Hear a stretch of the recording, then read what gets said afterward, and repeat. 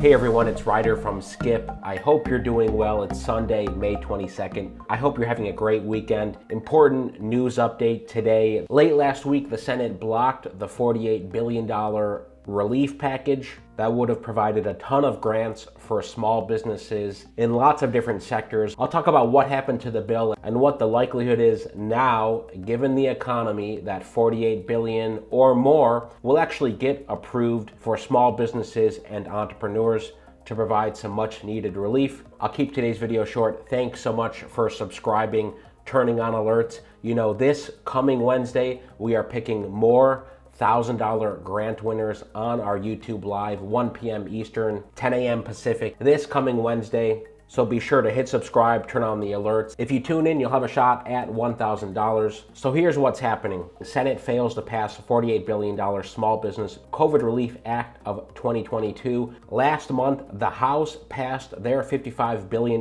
package. I talked about it a lot because not only would it replenish funding for the RRF, that's the Restaurant Revitalization Program, but it also had a lot of money set aside in grants for the hardest hit businesses, and that was sector agnostic. That was the House version. The Senate had their own version. S4008 would have provided $48 billion to restaurants, gyms, live venues, minor league sports teams, border businesses, exclave businesses, and providers of transportation services. If you're watching and you're in one of those areas, I would love to hear in the comments, especially if you've been following this funding, or if you were one of the 180,000 applications for the RRF that were approved, but because money ran out, you weren't able to get funded. That's billions and billions of dollars that have been approved, perhaps for you, but you're waiting for more funding to be allocated. And in this bill, $5 billion in already appropriated COVID-19 relief funds, a lot of that from the EIDL grants, targeted and supplemental, that has gone unused, would be shifted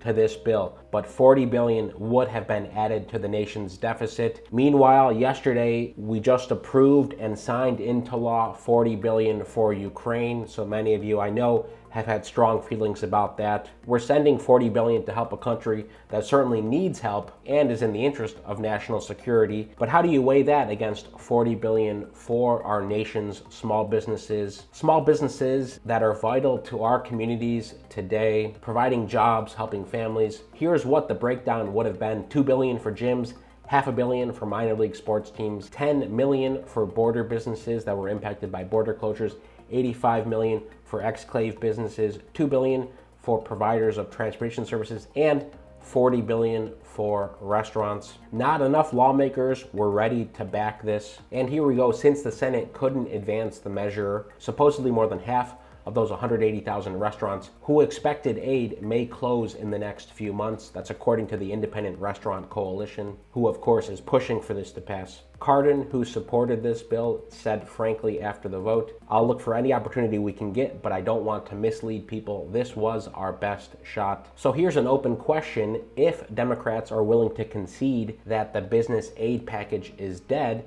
they could take that $5 billion in extra funding that is waiting for a home and they could put it somewhere else. The question is where? What would you like to see that $5 billion used for? Because again, let's say new money isn't able to be approved. They could take that existing $5 billion in the form of grants. The question might be for what industries, for what types of businesses, and how much. How would they decide how to distribute that funding?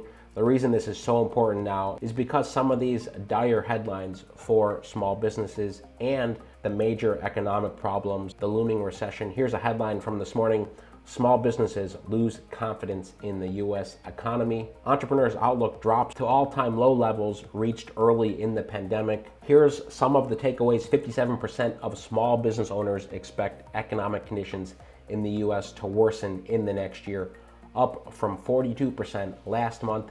That's equal to an all-time low recorded in April 2020. Minnie Luong, who's owner of Chi Kitchen, based in Rhode Island, said this: "It just feels like there are all of these factors that are out of our control, and it doesn't seem like there is a light at the end of the tunnel." And that's very different from our survey that we did in February. Over 1,000 respondents, 81% said they're optimistic about the future of their business, and many of those talked about the positive impact of the EIDL program, of SBA programs. That has shifted dramatically. If you want to weigh in, we just put up another poll about this. If you subscribe, you'll be able to see this question: are you optimistic about the future of your business? The bottom line is more grants for hard-hit businesses does not seem imminent.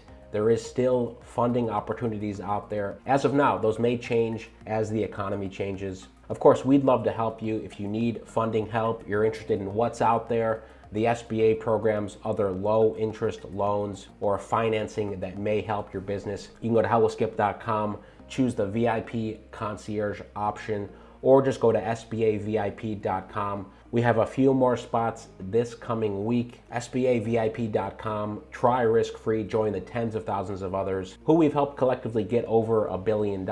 Most importantly, thanks for tuning in. Hope you have a great rest of the weekend. Stay well, stay healthy, and I'll see you tomorrow.